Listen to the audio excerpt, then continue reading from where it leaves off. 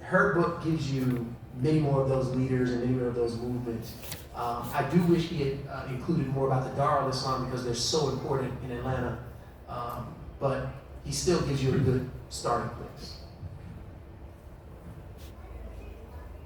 So we have 10 minutes. So Okay, yeah, that's why I was trying to speak fast if I could. This goes right into this text. Right. Oh yeah. Islam and the Black American, where Sherman Jackson gives, he doesn't just give a survey of the history, but he He's making an argument. yeah, he makes an argument. And just remind if I tell about the first and second. Mm-hmm. So you may hear this Black American Muslims say, particularly the older generation, say first resurrection. They didn't say the second resurrection party, but they just say They the said first. first, right? They The said first first. and Were the you second. part of the first? That means we're part of the Nation of Islam. Okay.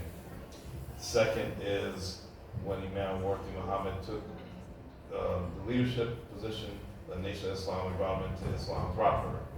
And then you say the third, looking for the third, is where Dr. Jackson is. It's where we are Where we today. are today, right? But I'm not sure if you know that.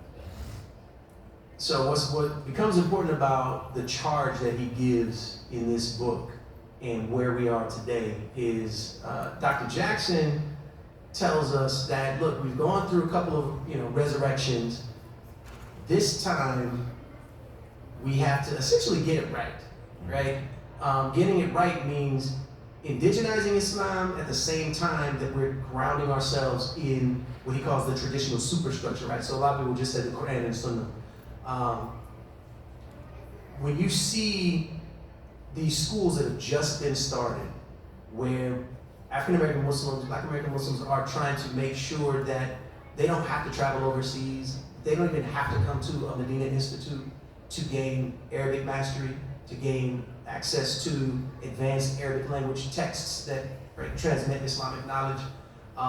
This is what he charges Black American Muslims with the responsibility to do at this stage, to internalize those things that make your Islam pretty unassailable, and at the same time make your Islam a recognizable good thing to the not Muslim people we share the country with. Again, back to that marriage between Islam and the Black freedom struggle. Black America is not really going to be interested in what you have to say if what you have to say conflicts with continuing to get free.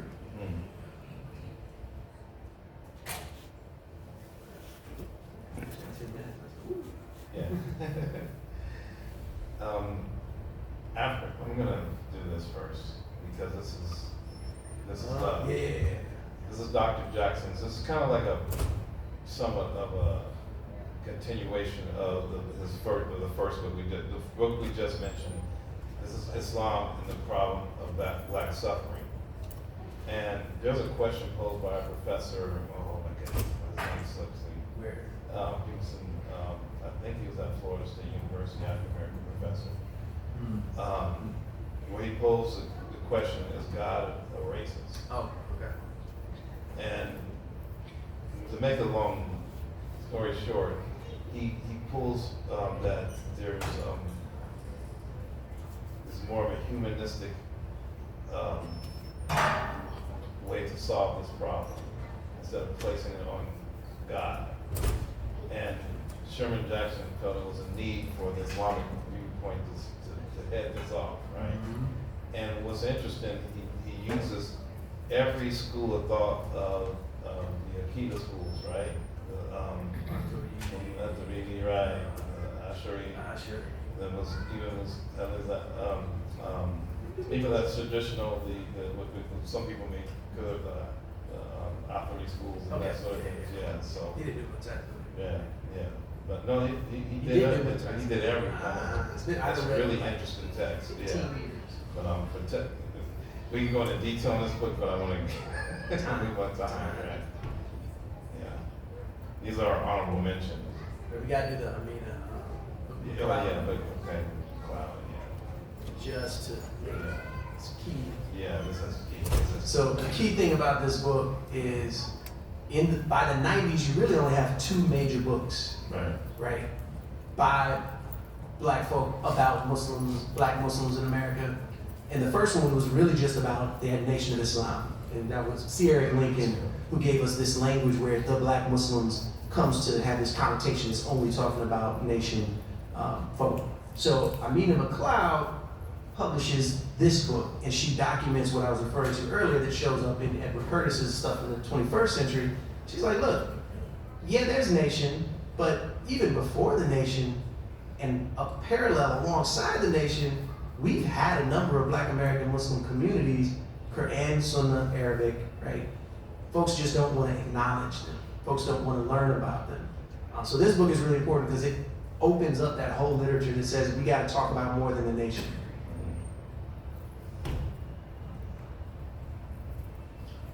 By the way, there were early Sunni groups before the nation. We go back to Professor Ezzeldin. He's not, well, Yeah, his that's group is not. you know when he came. He started as a board science student. Yeah, he started more science school until he went to Islam proper, I guess. And you have other movements, Sheikh Dawood Faisal. Sheikh Dawood is the best one. Yeah, State Street Masjid in Brooklyn, New York. He and his wife, we call her mother Khadija. You had Sati Majid. Sati Majid, yes. We don't know a whole lot about his community, Right. but that's pre-board science student. Right, exactly. Like 20, right? No, that's like Tens. tens. Yeah. The Dar Islam movement, the Islamic Party, and hopefully in the future we'll have some people who are here locally who played a major role in those communities. Yes. Now, honorable mentions. I don't know. This is interesting.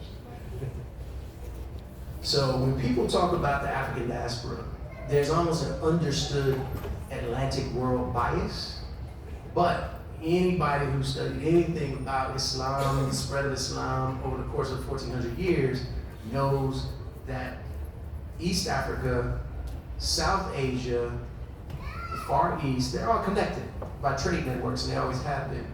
And so if they're connected by trade networks, that means two basic groups of African peoples moved in those trade networks. One is sailors and traders, right? Free people.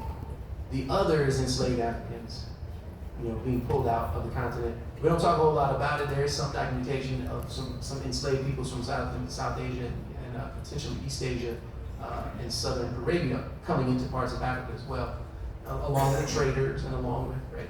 So, but what this means is there's a whole market that's been, that book is 2000, maybe 2007.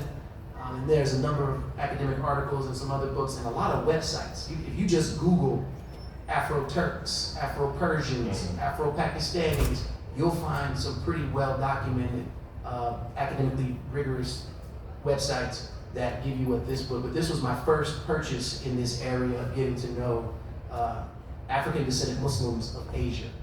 And India has one of the most interesting histories. I'll end on this note. If you're looking for a society where formerly enslaved African Muslims rose to the royalty level and ruled until 1948, there's only one place you're gonna find it: India. The state of Janjira is the older one. Sachin breaks off from Janjira a little later, but the sort of fortunes of enslaved Africans and of African traders and mystics, faith leaders who come into South Asia is a very, very, very different story, and all the more intriguing because, like myself, I've been told by many a Desi about the racism of South Asia. So you have to begin to ask questions about the development of that racism, the nature of that racism, because there weren't going to be any black presidents over here during the heyday of a period of enslavement of African people. So it's a very, very different social world, very different set of arrangements going on that is worth learning about. I see we're getting close to the time. I wonder if we can fit one more in because the next book kind of relates to exactly what you're talking about. Oh yeah. Do I kind of cover it? I think I covered it, but. Yeah, you can. The one question I have, Malik Malik Anbar. Anbar. Yeah. Can you speak on him a little bit, or is this kind of time-wise we may not be able to? Hey, he stands out. Okay. So Malik, or in Black America we turn Malik into Malik, right? So Malik Anbar was like a thorn in the side of the Mughals as they are trying to conquer the entirety of what's now India, Pakistan, Bangladesh, on the eve of the British taking over. But he's like this, enters as a slave soldier. He's not high in the hierarchy. He was an Ethiopian, what we'll say he was a Habesha. I don't know necessarily the kingdom of Ethiopia or not. But he's just politically savvy, and he's a heck of a warrior, a strategist. So he builds a kingdom, positions his daughter, marries his daughter to an indigenous royal. He's like on the cusp of really establishing what, something like what gets established in Janjira, to the point that you got Mughal emperors taking the time to make paintings just about how Malik Anbar is my problem, right? So he's kind of this figure that stands out, but he's just one in a landscape actually of a lot of politically successful, often formerly enslaved, but African descended people in South Asia. Again, who tell you that you really need to learn about this society and its nuances in ways that don't happen here. Okay, we're going to stop it here. But if there's any questions, are you going to be around a little bit? Yeah, I can hang after. Yeah, so if any questions from the audience that we have? Burning question. Some of the ladies want to know the names of the books could you just read out the names and the authors, please? Sure. Real quick. I'll tell you what, because of time, we can, well, let's do it real quick. We have Jan Bilal, Mustafa Briggs, The History of Islam in Africa, Nehemiah Levizian, I can't see, yeah. And Randall L. Powell, The Walking Quran by Rudolph Ware III, Servants of the Law by Sylvan A. Dulf. Edward, she's part of the Senate League. She is, oh yeah. Edward E. Curtis, The Fourth, Muslims in America, Islam and the Black American by Sherman A. Jackson, African American Islam by Amina Beverly McLeod, Islam and the Problem of Black Suffering, Sherman A. Jackson. This book is very academic, just to warn you, but it's a good one. It's a really good one. And African Elites in India, Habashi Amarat, edited by Kenneth X. Robbins and John McLeod. The African Diaspora in the Indian Ocean, and that's a hard one. I can't say. Omar, Shot is a shot. We might have to get back with you into this time. I'm going to throw this in there real quick. This is a must. I cannot write my name. Islam, Arabic, and Slavery. Omar Ibn Said.